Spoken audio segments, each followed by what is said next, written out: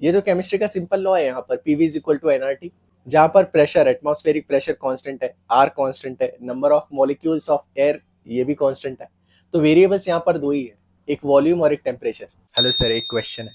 अष्टांग हृदय पढ़ते टाइम में पता चला कि ईस्ट साइड से मतलब पूर्व दिशा से आने वाली हमेशा या हवा जो आपके सामने फेस पे आ रही है वो हमेशा अवॉइड करना चाहिए, ऐसा क्यों सर? Nice question. अब ऐसा इसलिए क्योंकि ईस्ट साइड से आने वाली हवा हमेशा कूल और ड्राई होती है, जिसकी वजह से वात बढ़ता है, और एक बार वात बढ़ा तो headache, stiffness, joint pain, nervous system issue and digestive issue होने लगते हैं। इसलिए हमेशा अवॉइड करना चाहिए। बट सर पता कैसे चलेगा हवा हमेशा ईस्ट साइड से आ रहा है? ओके, अब देख, एंशियंट टाइम में क्या होता था कि सूरज के डायरेक्शन को देख के पता लगाया जाता था कि हवा किस दिशा से आ रही है।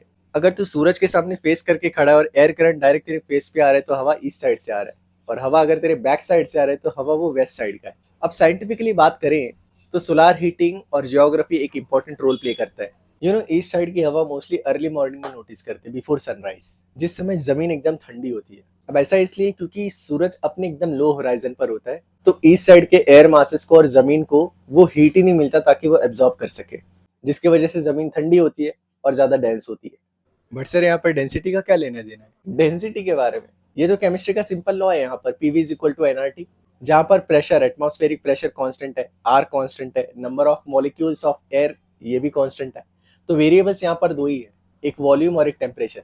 अब जैसा कि मैंने कहा कि टेम्परेचर ठंडा है मतलब टेम्परेचर लो है, और टेम्परेचर लो है मतलब वॉल्यूम भी कम है, क्योंकि वॉल्यूम और टेम्परेचर का यहाँ पर डायरेक्ट प्रोपोर्शनैलिटी है, जिसकी वजह से एयर बहुत ज्यादा डेंस होती है। अब इसी वजह से वो डेंस हवा ज्यादा मॉइस्चर एब्जॉर्ब नहीं कर सकती, जिसकी वजह से वो ड्राई होती है। और अब रीजनल जियोग्राफी देखेगा तो ईस्ट साइड और नॉर्थ ईस्ट साइड के जो एरियाज है, जो लैंड्स है, वो ड्राई है। अब वेस्टर्न लैंड्स की बात करेगा तो वो एरिया ज्यादातर कोस्टल एरिया में, समुद्र के नजदीक, जहाँ की हवा most of the moisture carry करती है।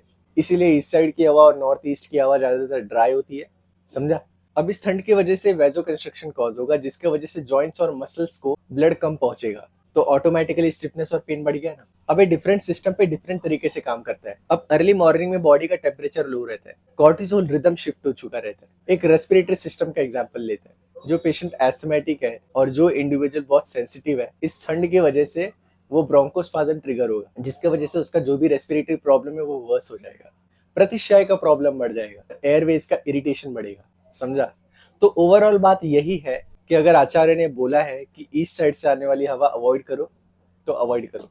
बट सर आपको इतने साइंटिफिक तरीके से ये सारी चीजें कैसे पता है? ऑब्वियसली मुझे पता ही होगा क्योंकि मैं फॉलो करता हूँ डॉक्टर हार्दिक को। Hello guys, this is doctor Hardik. I create content around health and authentic Ayurveda. If that's something that relates to you, then do check out my page and consider following. Till then, Jai Mata Di.